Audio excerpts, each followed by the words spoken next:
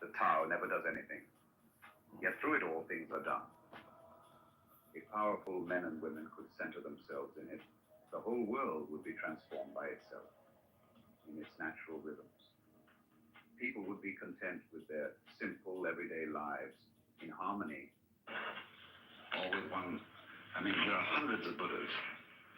The one we call Gautama is just the historical Buddha that everybody knows about. But one Buddha leads to another, because as a result of his relationships with people, he turns them into Buddhas too, awakened people. Now you meet one of these people, and he's going to give you a rough time.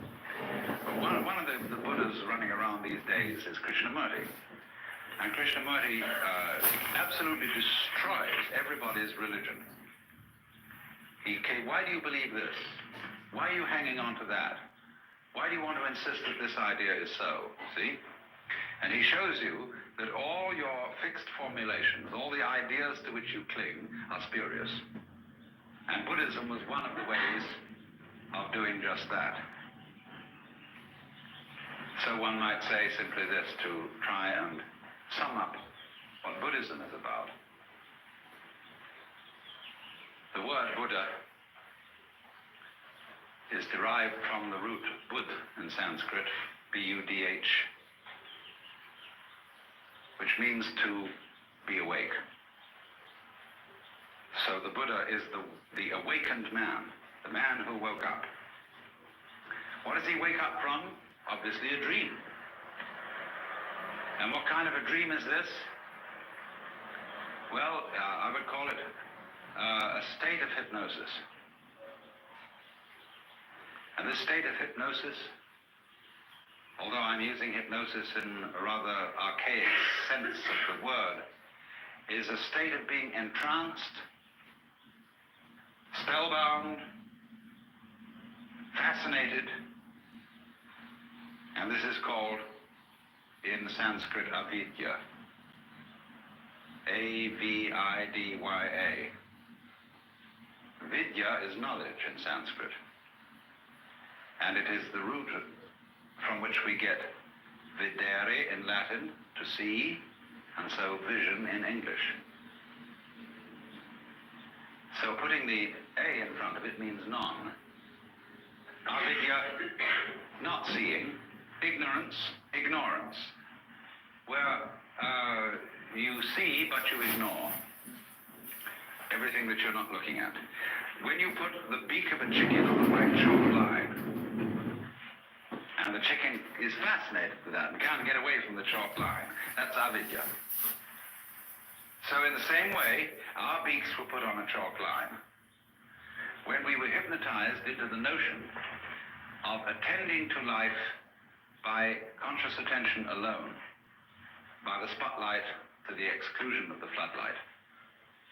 And so we began to imagine that we were separate individuals. What is called in Buddhism Sakhaya Drishti, the view of separateness. And a Buddha is one who has overcome that. He is awakened from that illusion, from that state of hypnosis, and he knows that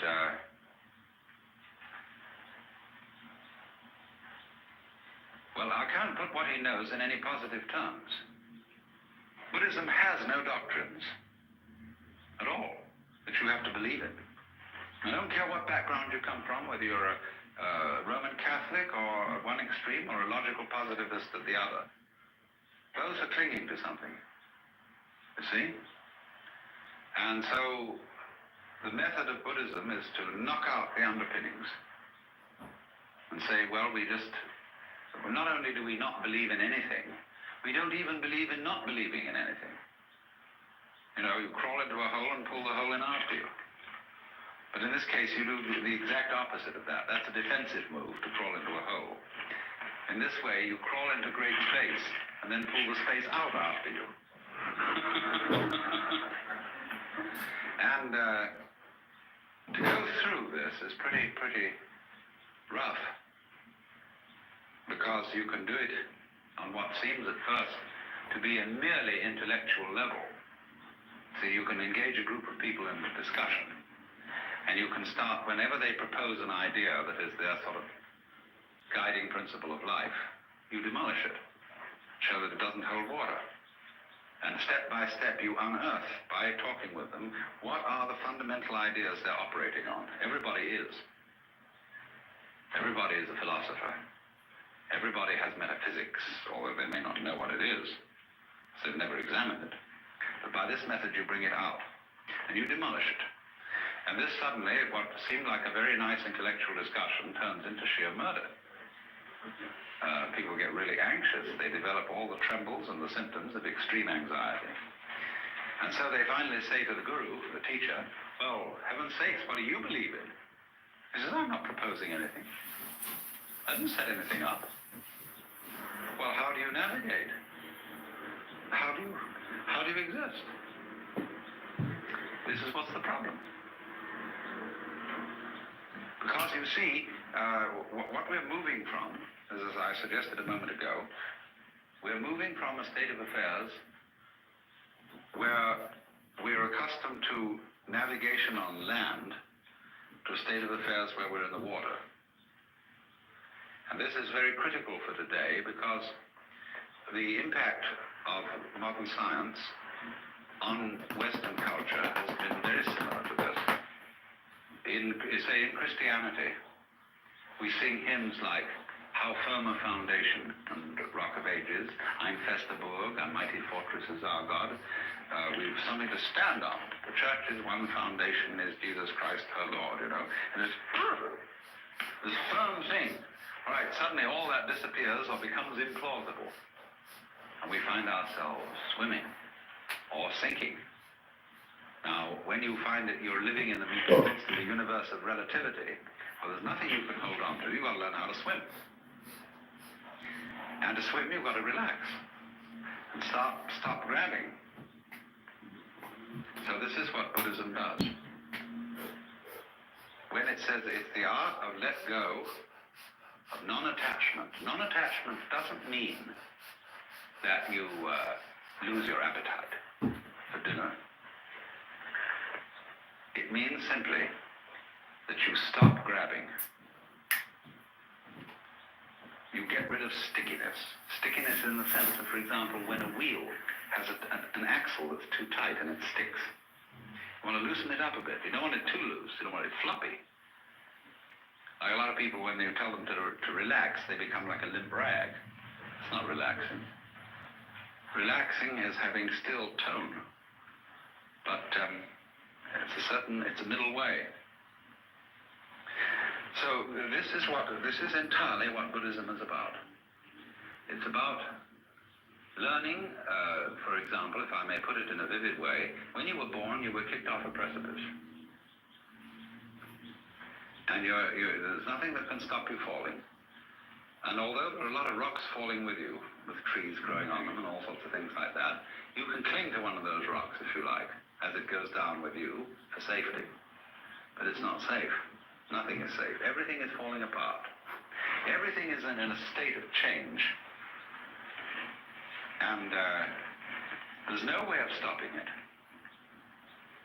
And when you are really resigned to that, when you really accept that, then there's nothing left to be afraid of. And when there's nothing left to be afraid of, and you've given everything up, and you know that even, a lot of people in religion cling to suffering because they know they are right as long as they hurt. Oh, I bless the good Lord for my boils, for my mental and bodily pains. For without them my faith all congeals, and I am doomed to hell's ne'er-ending flames. There are a lot of people who know that they're right so long as they suffer. But that's an illusion too. Even suffering offers no security. Even suicide offers no security in Buddhism, you see. There is no security. You simply have to face this fact that everything is in flux and go with it. And so, the question then is simply how to convince people of this, if anybody wants to be convinced. It's not the sort of thing you shove down people's throats. You don't convert them to this. Because if they don't want to be converted, they won't let go.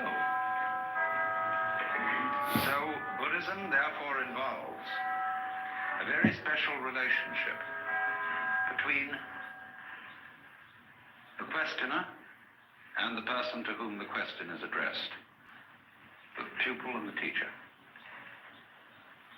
And now then, Buddhism came to China as early as 60 AD, but didn't at that time make a very great impression. It was not until about the year 400 that a very great Sanskrit scholar by the name of Kumarajiva came and started teaching Chinese scholars Sanskrit. And they worked with him to translate Sanskrit into Chinese.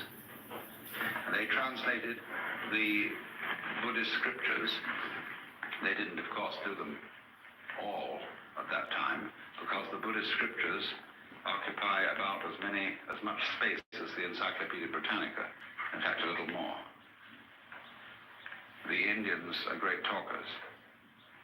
Well, anyway, they found that when they translate this into Chinese, they had to find equivalent Chinese words for the Sanskrit ideas, and they found these from the Taoist philosophy. Well, slowly then, Indian attitudes began to be modified by Chinese attitudes, because the Chinese read into these translations Taoist meanings. So things got a little altered. Now here came the alteration that is crucial. First of all, in Indian Buddhism, there's very little humor. But Chinese life is full of humor. The greatest philosopher of China, Zhuangzi, is the only philosopher who is, I think, in the whole world, who is profoundly humorous. There's a book in the Modern Library, published by Random House, called The Wisdom of Lao Tzu. And this is translated by Lin Yutang.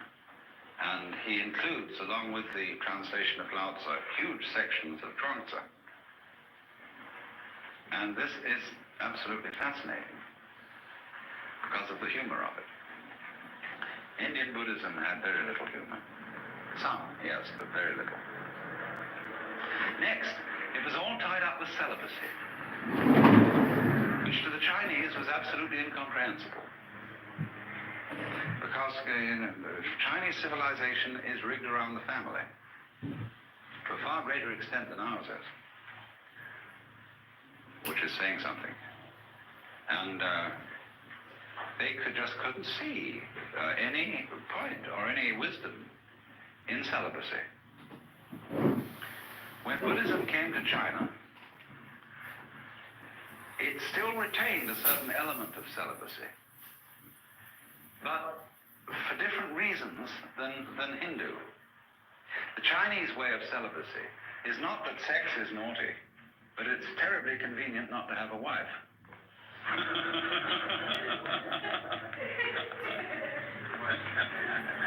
In other words, the ideal of the uninvolved life has a certain appeal, but they could never get through into their heads the notion that sexual desire was bad, which has always played a fairly strong role in Hindu thinking. Not in the same way as it has in the West. The Hindus don't have a guilt take on it. But they think that it dissipates your spiritual energies. And you see, in yoga, they envisage the idea that at the base of the spine, there is what is called the kundalini, the serpent power, or the force of psychic energy. And so long as it remains at the base of the spine, this force is dissipated in sexuality. Now, yoga is to suck this thing up the spine and get it into the head. And so then you withdraw from the manifestation of this energy, or the dissipation of it, in sexuality, and it's put on a higher level. Only, which end is up.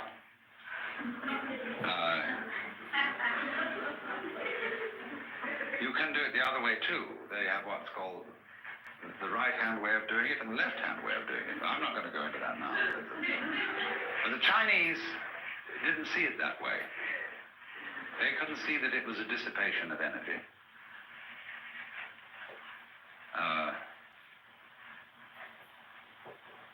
So what they wanted to aim at was a way of living Buddhism and being awake, but at the same time remaining active in the ordinary life of the world.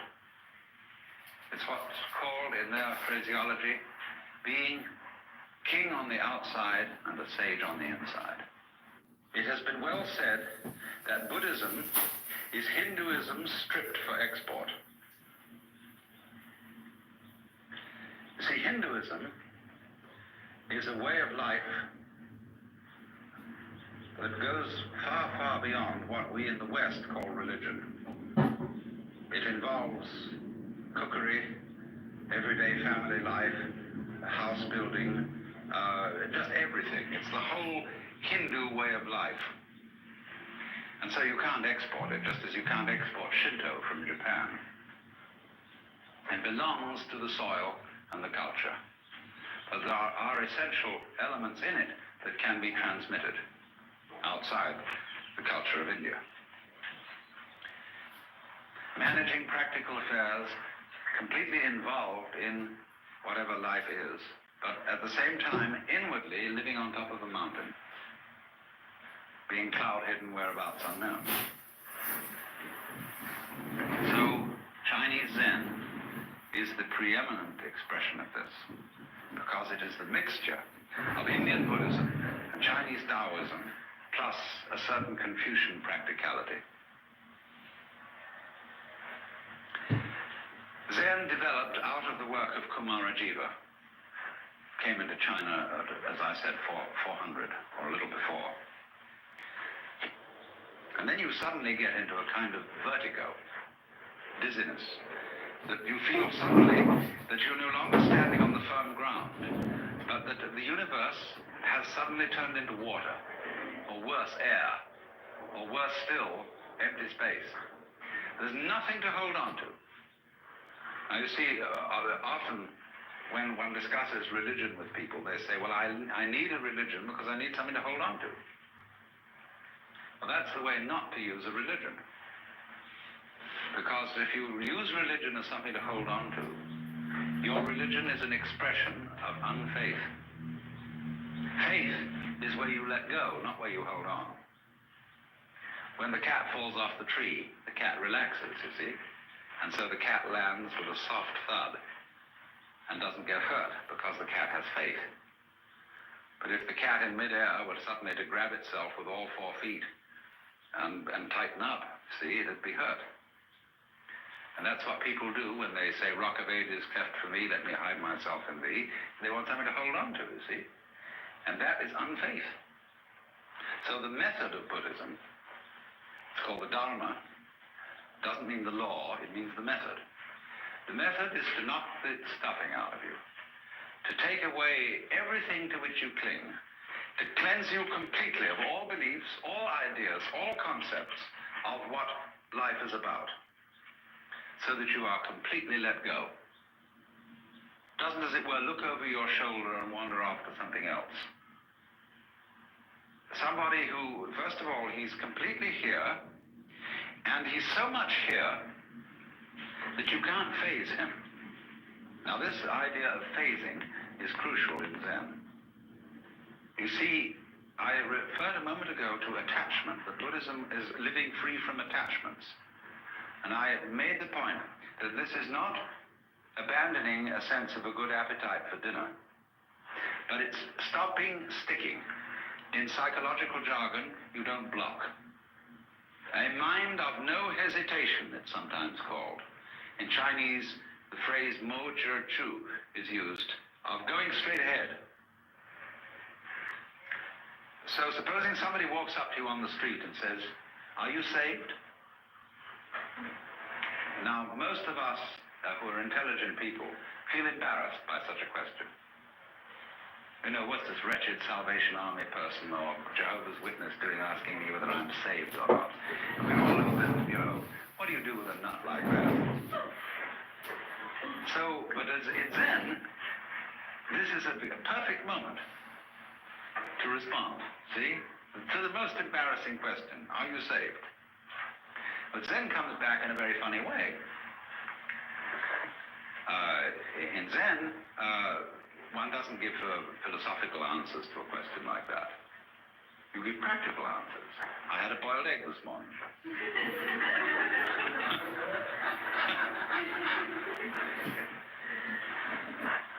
Because whenever you are asked about matters sacred, theoretical and philosophical, you answer in terms of things earthy and practical. But then on the other hand, when you are asked about things earthy and practical, you answer in terms of things religious and philosophical. Is dinner ready? You know? Who's asking this question? Who are you? So, this is then the flavor of Zen, is, you know, Bodhidharma is supposed to have meditated so long that his legs fell off. And he's usually drawn this way, something like this anyway.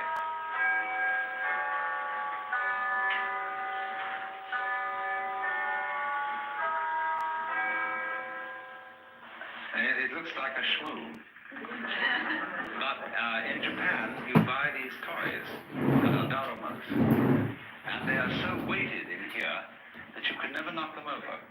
You can bat it on the floor, bat it this way, bat it that way, but it always comes up again. And so the poem says, 7 times down, 8 times up, such is life.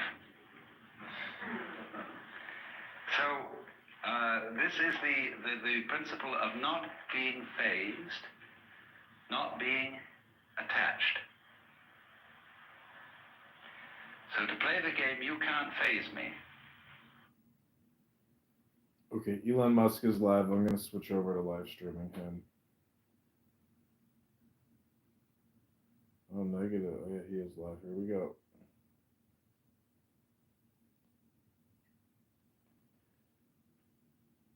$3,000 people in the room. Holy shit. Yes, we can, loud and clear. Sweet. What's up? Yeah, we were just doing intros. Do you want to go ahead? I did mine. Yeah.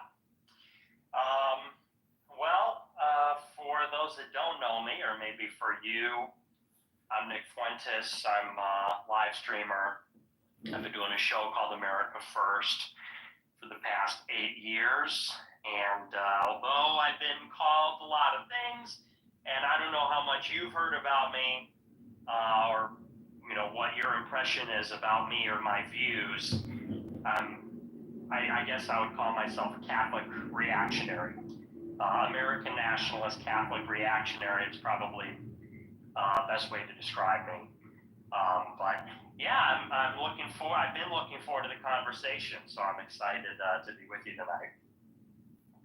Yeah, I appreciate that, and I am pretty familiar. You know, I come from a kind of 4chan background, so I've seen your come up. I'm not that super engaged in like the political scene, so I don't really know about some of the beasts. It seems I've accidentally waded into. That's what I was saying before you joined, but I have a general understanding of the white Christian coalition viewpoint that you come from. I'm mired in those politics. At least I've been around all those scenes and know a lot of the talking points there. How familiar are you with Milady and Romelia? Not super familiar, honestly. I've heard about you guys for a long time, so I've been aware of you guys for a while. Someone that used to work for me actually is very into Milady and has been. And so I've seen it from them, and I know a lot of, or I should say maybe not a lot, but I'm aware of some groypers, some followers of mine who have a Milady Avi, and I know you guys always say Remilio. I didn't understand until we talked what that was, and sometimes it's Remilio, and then it's Remilia. But I've been doing a little bit of research, and so I kind of have the gist. So Milady is the NFT. You made the Milady Maker under the Remelia Corporation. Do I have that right? Yes. Yep. So far, so true. And why do you say Remelio at the end of everything? So Remelio is it's a sister collection or a brother collection, really. So Milady is the main one, and then we released Remelio. It's also an NFT, and we kind of represent a little bit two different tribes. The Remelio is the one that I think the Goipers and Remelio share some community crossover. It's a lot more into sort of juvenile shit posting, trolling, that kind of 4chan style fun, but on Twitter. Milady is also 4chan influenced, but it's a lot more aligned to cypherpunk values. It's strong commitments to like free speech, free information, free markets. Remelio is also a free speech maxi project, but it's a lot more in the way of like baiting people into saying retard or serving end towers and that kind of thing. And, a lot of shit posts or jokes inside the collection, like referencing QAnon or like the Trump campaign, and that kind of ethos. Gotcha. So let me ask you this. So, really, I don't have a problem with you. I don't really know you, and I don't have a problem with the Milady people. But to me, the crux of this conversation and why we're here is, and I think you actually posed the question. I think it's the right question.